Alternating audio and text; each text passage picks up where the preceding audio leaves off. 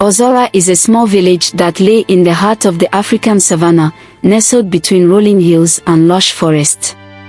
The village was home to a tight-knit community that had lived in harmony with the land for generations.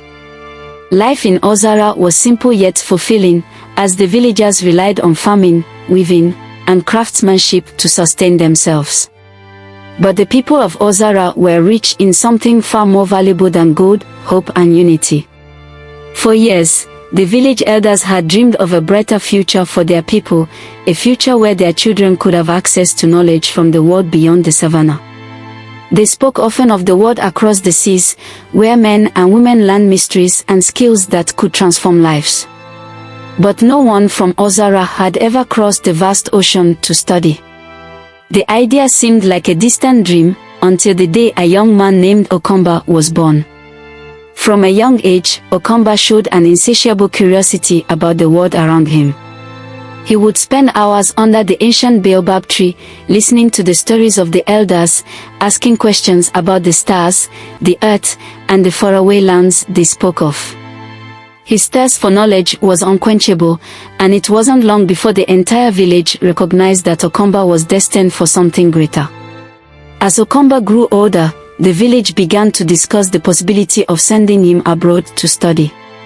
It was a monumental task, one that would require the contributions of every single villager.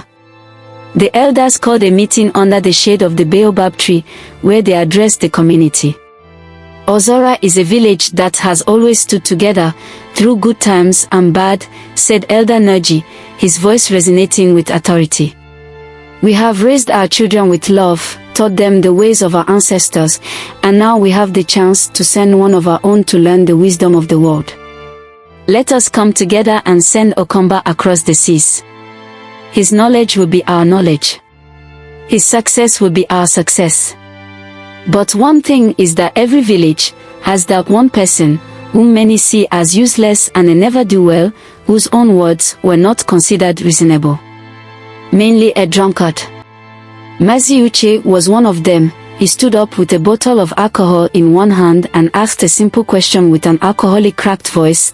My people of Ozora, he staggered, my question is, what if after sending this boy Okomba to white man's land to study and he later betray us? Because he is a drunkard, everyone shut him up, asking him to sit down, that Okomba can never betray his people. The young man Uche quietly sat down to his seat, sipping his palm wine, and never said a word again. The villagers agreed wholeheartedly. They knew that this opportunity could change not just Okomba's life, but the future of the entire village. And so, the people of Ozora began to save whatever they could. Farmers sold extra crops at the market, weavers made additional cloth to trade, and artisans crafted beautiful wares to sell. Even the children contributed, offering small coins they had saved from chores and errands. Weeks turned into months, and slowly, the villagers amassed enough money to send Okomba on his journey. The day of his departure was a day of mixed emotions. The villagers gathered at the edge of the village, where the dirt road led to the distant city from which Okomba would begin his journey. Okomba stood before them, dressed in a simple robe, his heart heavy with gratitude and responsibility. My people, he began, his voice filled with emotion, you have given me the greatest gift, your trust, your hopes, and your dreams. I promise to carry the spirit of Ozora with me wherever I go. I will learn all that I can, and I will return to share that knowledge with you, to help our village grow and thrive. With tearful eyes, the villagers bid him farewell, showering him with blessings and prayers for a safe journey. As Okomba walked down the dusty road, his heart swelled with the love of his people and the weight of the task before him. He knew that he was not just traveling for himself, but for every man, woman, and child in Ozora. He trekked down with few elders, cultural dance group and some young men alike. They escorted Okomba to the nearest locomotive train station situated about 3 communities away from Ozora, in a place called Uzuokoli, where he boarded train going to Enugu, where he took his flight to Great Britain. He could imagine the wonders of the world, watch the vegetation and the mountains from on board and high up in the sky. When he landed in London airport, everything looked new as it was dawned on him. He had entered a different world of its own. A world filled with whites and very few blacks. After Okomba's departure, his parents were very grateful to the entire village, especially Elder Naji. His father offered one of his biggest cows to the village as a token of appreciation. After 2 years, Okomba sent letters and pictures of him with white people learning in the classroom and in beautiful gardens. When the postal agent brought Okomba's letter to the elders and the news circulated, the entire village grew euphoric, eager to see or hear what was in Okomba's letter. As the entire village gathered and the letter was opened, there was celebration everywhere. Okomba was still appreciative, giving his people hope that he would never let them down. Mercy Uche, with his drunkenness and curiosity, took a deep breath in the midst of jubilation, raised his hand to ask simple question. As usual, everyone was quiet to hear what Uche has to say this time. He staggered and took another deep breath and said, "I hope he put it down in his writing that he would continue remembering us, and not when he comes back, he would build Stamford Bridge and none of us would be able to have access to him." As soon as Uche was landing, the entire village pounced on him, some calling him so many derogatory names. Poor Uche sat down and continued his drink. Years passed, and Okomba worked diligently in his studies. He learned about agriculture, medicine, engineering, and the many wonders of the modern world. But he never forgot the promise he made to his people. Every day, he thought of Ozara, of the baobab tree where he first learned of the world, of the faces that had sent him on this journey. As Okomba began to mingle with people from different racial backgrounds, the good thought he had for his people began to wane. The memories began to vanish from his mind. He began to get engrossed in white man's way of life. Gradually, he forgot the effort of his people. The villagers waited in high hopes, yet no message from Okomba until they became tired of waiting. It was as if Uche's curiosity and fear have turned into reality. Maybe he was being vindicated. Finally, the day came when Okomba returned to Ozara. The village was abuzz with excitement, as the news of his return spread like wildfire. The people gathered once more under the baobab tree, where they had sent him off years before. Okomba had not only completed his studies, but he had also become the first overseas graduate from their village. Okomba, who later majored in library and information science, became the first librarian in the history of the country, had been appointed as the pioneer/first chief librarian in the entire country, a position of great honor and prestige. The villagers were overjoyed, and preparations for a grand welcome began at once. But Okomba did not return to Ozara. The man who had once walked the dusty roads of his village with humble pride was now a tall, handsome figure who had been seduced by the power and prestige of his new life. The years in Britain had changed him. He had become accustomed to the comforts and luxuries of the city, and the simplicity of village life now seemed beneath him. As the chief librarian, Okomba was surrounded by the nation's elite, and the influence he wielded in intellectual circles made him arrogant. He no longer saw himself as the boy who had once played under the baobab tree or the young man who had been blessed by his village. He saw himself as a man of the world, too important to return to a small, forgotten village. The villagers of Ozara, who had given everything to send him on his journey, were devastated when they heard that Okomba had chosen to remain in the city, refusing to acknowledge the people who had made his success possible. The elders, who had once spoken his name with pride, now did so with sorrow and disappointment. Okomba's decision to turn his back on Ozara was a wound that festered in the hearts of the villagers. The unity that had once defined the village began to fracture. The younger generation, who had looked up to Okomba as a beacon of hope, now saw him as a cautionary tale. The elders lamented the loss of a son, not to death, but to pride. Okomba, once the pride of Ozara, took a dark turn as his newfound status and wealth corrupted the values that had once defined him. Arrogance grew to unprecedented levels. The man who had been chosen to elevate his village instead chose to sever ties with it, forgetting the people who had sacrificed so much for his success. In the city, Okomba continued to rise in status, but his success was hollow.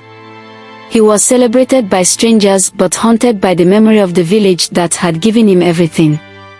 The knowledge he had acquired, which could have transformed Okomba, remained locked away in the capital's grand libraries, far from the hands of those who had sacrificed for his education. The village of Ozara, once full of hope and promise, returned to its quiet existence. The baobab tree under which the elders once spoke of dreams now bore witness to their regrets. They had sent Okomba to the world with their blessings, but the world had taken him away from them. When Okomba finally built his grand house in the city, it was not the humble abode the villagers had imagined. It was a mansion, guarded by high walls and iron gates, a fortress that symbolized the distance he had put between himself and his roots. When news spread that Okomba had built such a magnificent house, the villagers of Ozara felt a mix of pride and hope. They believed that the man they had sent across the seas would now welcome them, share his knowledge, and help uplift their community. But when a group of villagers, including some elders, made the long journey to visit Okomba, they were met with an unexpected reception. The guards at the gate refused them entry, relaying the message that Okomba did not wish to see anyone. The villagers were stunned. Elder Naji's face fell. Not even his own people. We have come a long way. Please, let him know we are here. The guard shrugged. Chief gave strict instructions. No visitors, especially from the village. The villagers stood in stunned silence, unable to believe what they were hearing. But we are the ones who sent him to school overseas, a younger man protested. Surely he will see us. The guard's expression hardened. He said no. Now, leave before we call the police. They had come with gifts, bearing the fruit of their land, as a sign of respect and to celebrate his success. But they were turned away without even a word from the man they had once called their own. With heavy hearts, the villagers turned and began the long journey back to Ozara. As they walked, Elder Naji shook his head in disbelief. What has become of our Okomba? The boy we sent off with so much hope. As time passed, back in the capital, Okomba reveled in his new life. He was now a tall, handsome man, with wealth and power at his fingertips. He sat at the tables of ministers and dignitaries, rubbing shoulders with the elite. Okomba's arrogance became the talk of the region. He began to boast openly about his connections with the powerful and the elite. He would often brag to anyone who would listen about how he had sat and conversed with the Queen of England, about the high-ranking officials he now called friends, and about the wealth he had amassed. If anyone dared to question his behavior or reminded him of his roots, Okomba would curtly reply, "I owe no one. My father has already thanked the villagers with a cow. What more do they want from me?" The villagers were hurt and bewildered by Okomba's transformation. They had expected him to return as a leader, someone who would use his knowledge and connections to help his people. But instead, he had become a man who looked down on them, a man who had forgotten the values of humility and gratitude that the village had instilled in him. Okomba's power and influence grew even further when he began securing lucrative government contracts. These contracts were for major projects, building roads, installing pipe-borne water, and developing infrastructure. The villagers of Ozara, who had been living with poor roads and scarce water, rejoiced when they heard that Okomba had received these contracts. They believed that at last, their son would return to fulfill his promise to uplift the community. But once again, Okomba betrayed their trust. Instead of bringing these projects to Ozara, he chose to implement them in Humokpura, the village of his in-laws. There, he was celebrated as a benefactor, a hero who brought development and prosperity. Humokpura thrived with new roads, clean water, and modern amenities, all thanks to Okomba's contracts. But in Ozara, the people continued to struggle with the same hardships they had faced for generations. The villagers were heartbroken. They realized that the man they had once sent away with so much hope and pride had turned his back on them completely. The elders, who had once sung his praises, now spoke of him with regret. Okomba had become a cautionary tale, a reminder of what happens when one forgets where they come from and who helped them along the way. Okomba's actions left a deep scar on Ozora. The village that had once been filled with hope and dreams of a brighter future became disillusioned. The elders vowed never to send another child away to study, fearing that they would lose them to pride and arrogance just as they had lost Okomba. The collective dream of the village had been shattered, and with it, the spirit of unity that had once defined Ozora. The villagers began to recite a new adage, "Do not destroy the bridge after crossing it." This saying, born from the pain of Okomba's betrayal, became a guiding principle for the community. It served as a reminder that success is not just a personal achievement but a responsibility to those who helped make it possible. In the end, Okomba's legacy was not one of inspiration but of warning. He had achieved great things, but in doing so, he had lost everything that truly mattered. The bridge he had destroyed was not just the connection to his village, but also the trust, love, and respect of his people. Ozora returned to its simple ways, the dreams of sending another to study abroad forever tainted by the memory of Okomba. The baobab tree under which the villagers had once gathered to dream of a better future now stood as a silent witness to the consequences of forgetting one's roots. As Okomba's power and influence grew in the city, his parents in Ozora began to feel the sting of their son's arrogance. The once proud couple, who had been respected and admired in the village, now found themselves shunned and isolated. The villagers, hurt by Okomba's betrayal, turned their backs on his family. Whispers of disdain followed them wherever they went, and what was once admiration turned to scorn. Okomba's parents tried to defend their son at first, but as the years passed and Okomba remained distant, their defense turned to silence, and their silence to shame. They were no longer invited to village gatherings, and even old friends began to avoid them. The isolation weighed heavily on them, and soon, their health began to deteriorate. One night, as Okomba's father lay on his deathbed, he whispered to his wife, "We raised him with the best of our values, yet he has forgotten us. The pain of this shame is too much to bear."